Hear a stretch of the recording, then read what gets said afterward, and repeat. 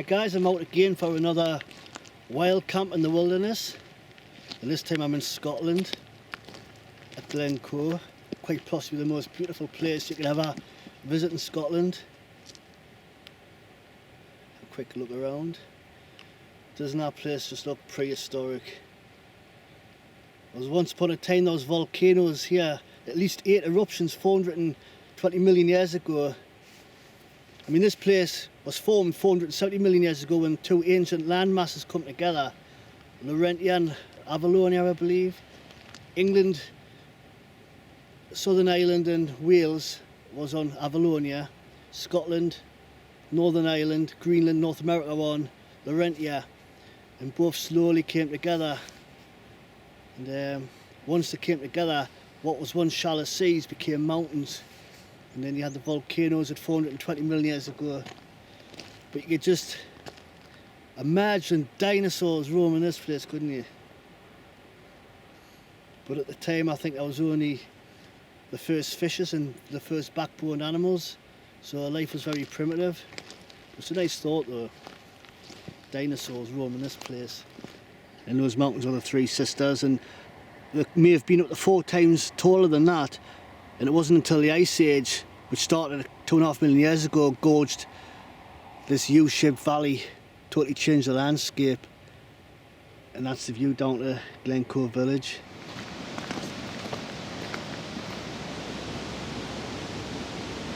Down there is the River Coe, flowing through that very steep gorge.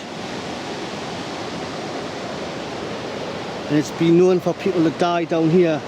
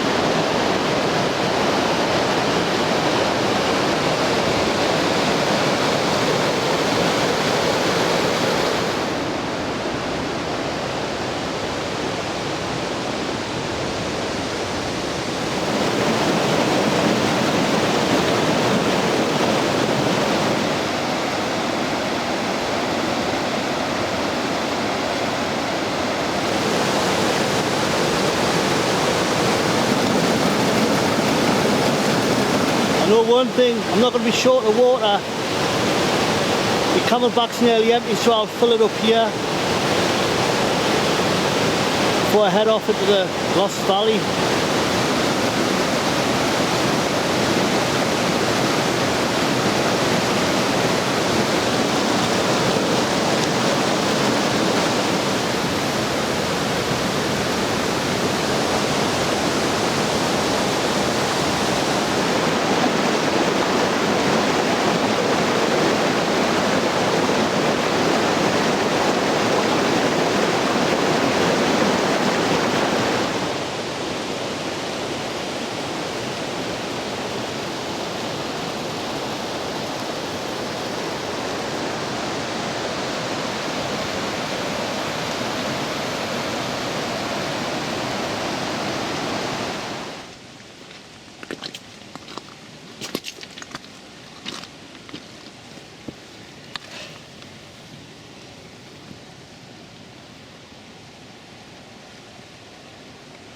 You have to be careful in some of these places.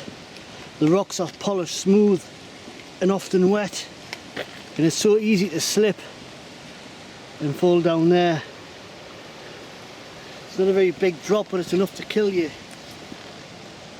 And there's a place where people would hide their cattle up here, whether it was their own or stolen, the McDonald's. And I can relate to that because I come from a border family, the Robsons, and there was a lot of reaving going on in those days. Rustling, cattle thieving and the like. It was a bit of a lawless time.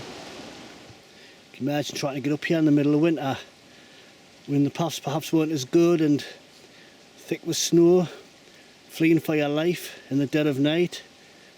It mustn't have been very pleasant.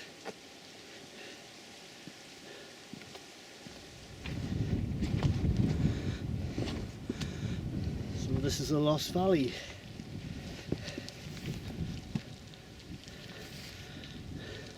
Still snow on the summit in the middle of July. Looks like we've got some rain coming in. It's actually forecast to rain for 2 to 3 hours. Nothing really heavy, just light rain. Although my camera gear doesn't appreciate it. It's not waterproof. You can see all the blockage here, which would have fell down from up there. One of the Three Sisters. All that scree, rock and boulders. So any gravel that would have come down in the river just could only come as far as here and got blocked off, creating this nice open flat area which became the Lost Valley. But I'll head off down there, find somewhere to put up a tarp, make a home for tonight. Look at the size of that boulder. Wait, if you can call it a boulder, it looks like half a mountain. Massive.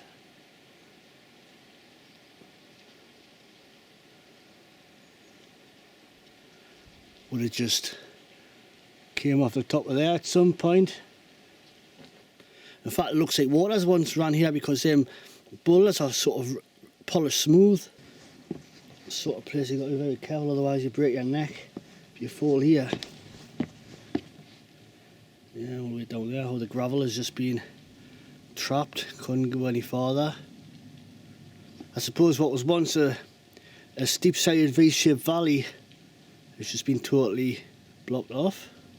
A geologist's wet dream, an amazing place to visit. There's a bit of a stiff breeze coming down the valley there, so I'm going to put my tarp up in front of that big rock. It'll spoil the view, but it'll keep us out of the worst of it. The wind's swirling around, but the main, the blast of wind is coming down from that way. And there's a nice little flat area here. Looks like somebody's already been here camping.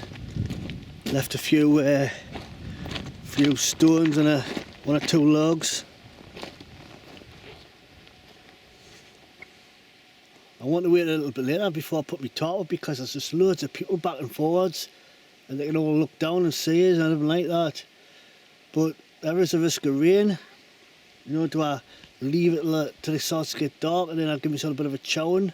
Because what I thought about doing, attaching a guy line from the rock somehow, maybe put a toggle, on the guy line and just sort of trap it in the rock there, and have it coming down at say a 45-degree angle, and just attach my top to that, rather than start to hack trees.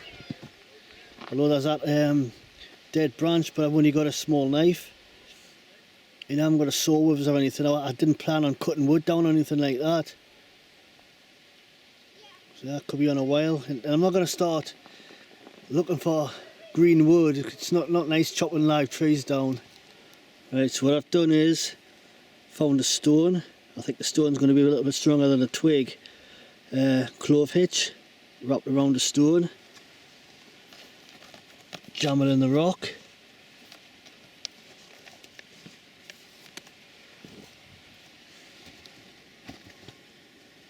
There's a bit of fine tuning. That looks like it's going to hold.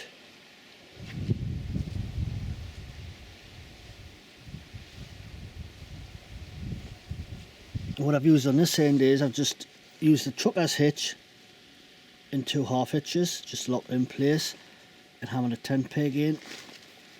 And that's not going anywhere, that's solid. Ideally I would have liked this ridgeline to be a little bit, maybe a couple of foot higher. Means my top's going to be a little bit low. But that might, if the wind picks up, that might be a good thing actually. And it's just for sleeping under. You know, I'm going to sit out here till it starts to get dark, and I'm only going to go under when I feel like going to sleep. So I don't really need a lot of room to dwell under.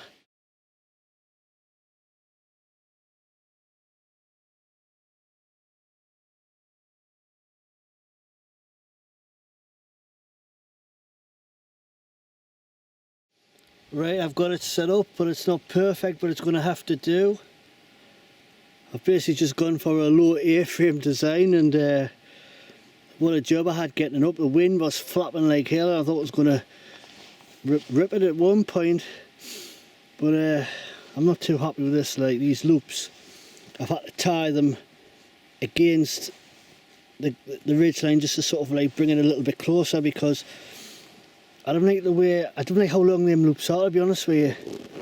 I've did it all the way down and all the other ones, which I think gives it a little bit more stability, because I think with the longer loops I think it could flap around a bit more. And I haven't bothered guying them down, I've just pegged them in. And at the back here I've just folded it under and put a few rocks in just to stop it flapping about. Ideally for places like this you need a tent, you know, a decent tent, mountain tent with geodesic design, something that can withstand quite high winds. The top isn't going to withstand high winds, and really if it does start to flap like mad later on with the wind, if it does get up, the chances are that top's just going to rip to shreds, because it's just light wind now and it's just flapping around. And them pegs are not too good, as you can see. One of them started to bend, and I wasn't hitting them very hard. They're just aluminium, they're not the titanium, they're not very expensive ones. I think I got from Go Outdoors, 6 for a £5, so they're not like the best quality. You see the head's kind of snapped, that. Very soft metal. But that's my setup. As you can see, man, that wind's just, it's not even a very strong wind, and it's flapping around. And it's 6 o'clock now, and the day trippers are all the way home. They're getting less and less, and there's nobody else in the valley now, so I've got it to myself, thank God. Have a quick look around here, see what we've got.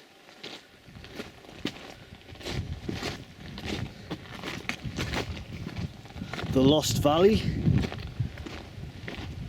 And I'm lost here for a night till tomorrow. Doesn't get much more remote than this. Absolutely stunning.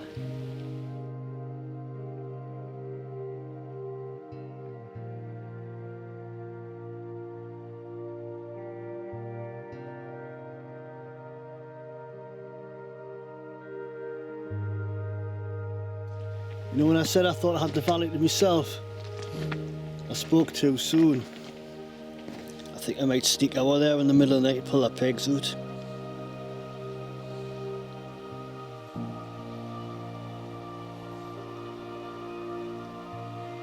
But they're in a beautiful spot.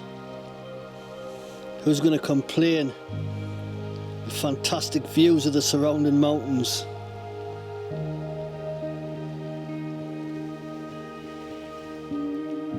It actually feels a bit warmer, although the temperature is due to go down to about 7 or 8 degrees, and that's not really cold. Well, it is for July. Feels like autumn actually, but not when I'm in my 3-season sleeping bag inside me bivvy. Under me tarp, I'm going to be lovely and warm, snug as a bug in a rug. And I've got my clothes drying on the clothes horse there. When I was filling my camelback up, the water was spilling out, so moral of the story, when you fill your camelback up, take out your bag before you fill it, otherwise the contents of your bag are likely to get wet. And just when I thought I had the valley to myself, and only them other campers, more people, looks like it's just people walking, passing through, I hope.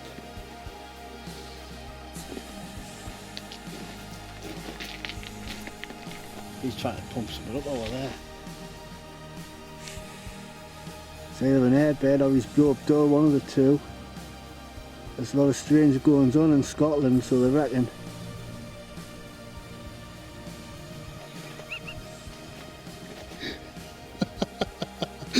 One of his lasses called Philippa Hose.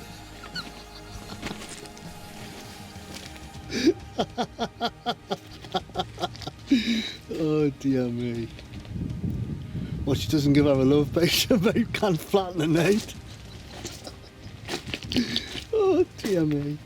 He's ready for number 2 now.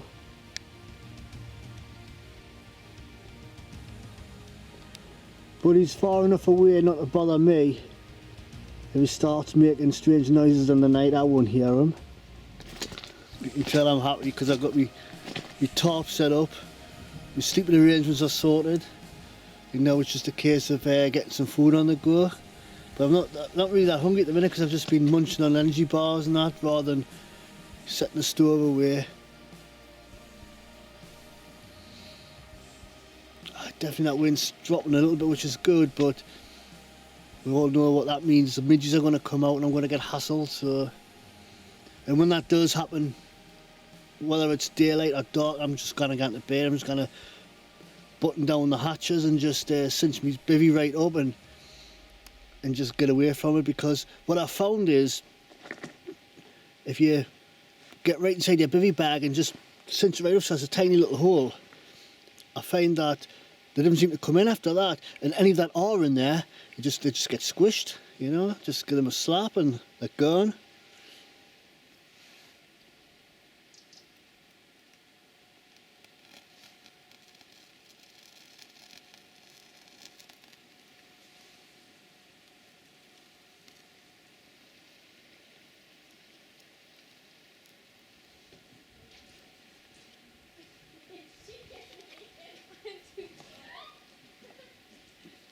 People climbing the rock.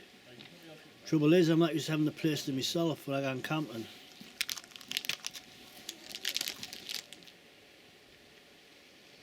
One of the guys come over before from the tent. That's 2 of them, they're from Amsterdam. Came over at Dover and they're working their way up through the UK and they stopped off here and they like it. Who could blame them? I suppose it's a little bit different Amsterdam, isn't it? It's not as flat.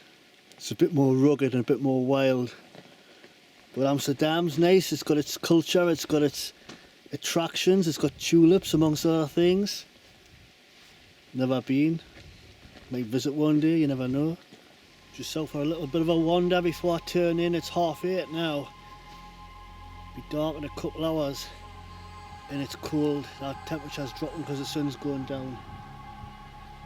It's already beyond the tops of the mountains here.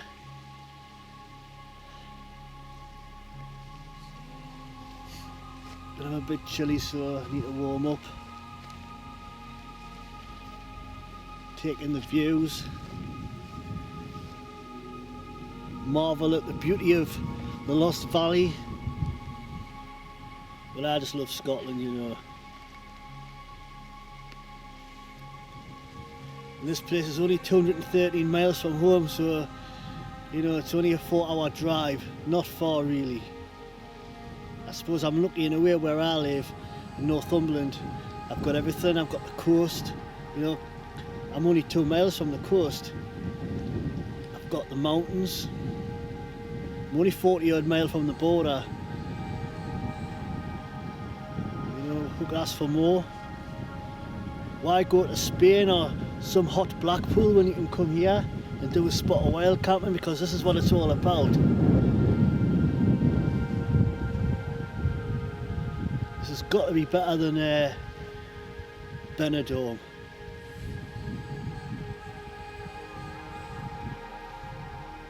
And I'm absolutely freezing now. But I may put some more water on the boil and get another coffee, get another hot drink down my neck and then turn in.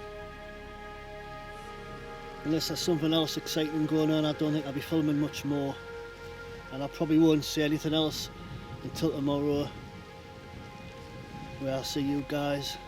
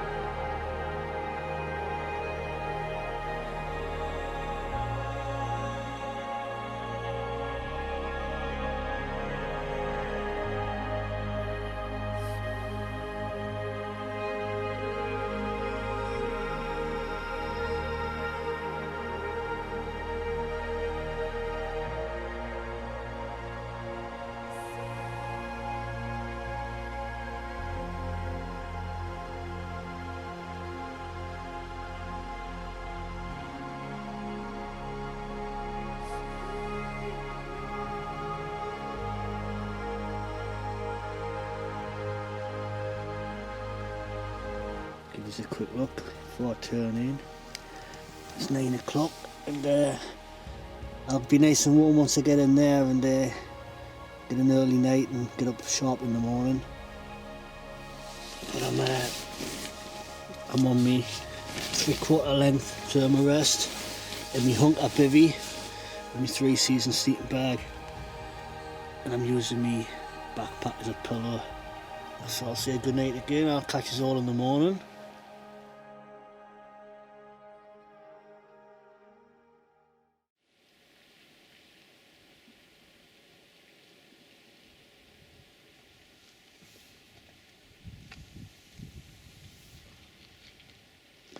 Morning. Well, I had a decent sleep last night. The midges didn't even bother us. That wind kept up. It wasn't really strong wind, it was a little bit blowy. The tarp was flapping around a little bit, but you know, kept us awake for a while. But the beautiful thing was I wasn't getting hammered by the midges, because the way my tarp set up, you know, like a low A-frame, it was like a bit of a wind tunnel, and they just kept the midges at bay. This is what it's all about, waking up to this. Beautiful views. The 3 sisters.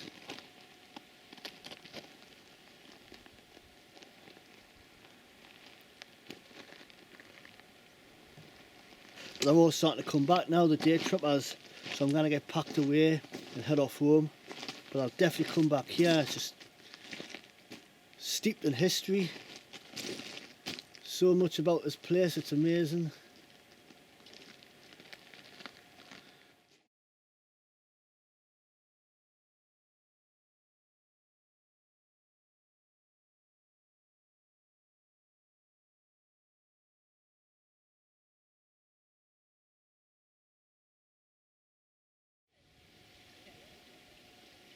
Well, there's one thing I need to do before I leave, other than leave no trace.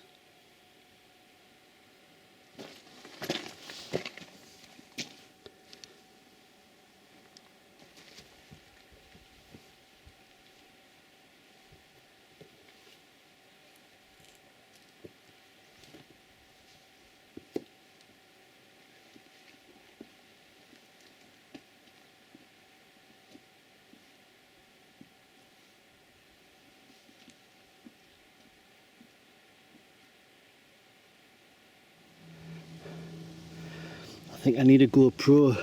You need all your hands to climb up here. All your hands free.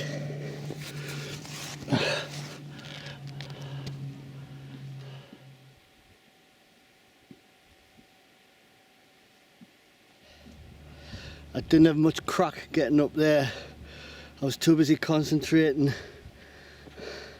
I'll do a quick pan around before I climb back down and risk my life again. That's where I was camping, just down there.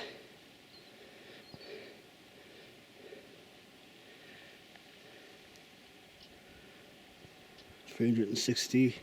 Have a good look around. Getting vertigo actually, not watching where my feet are.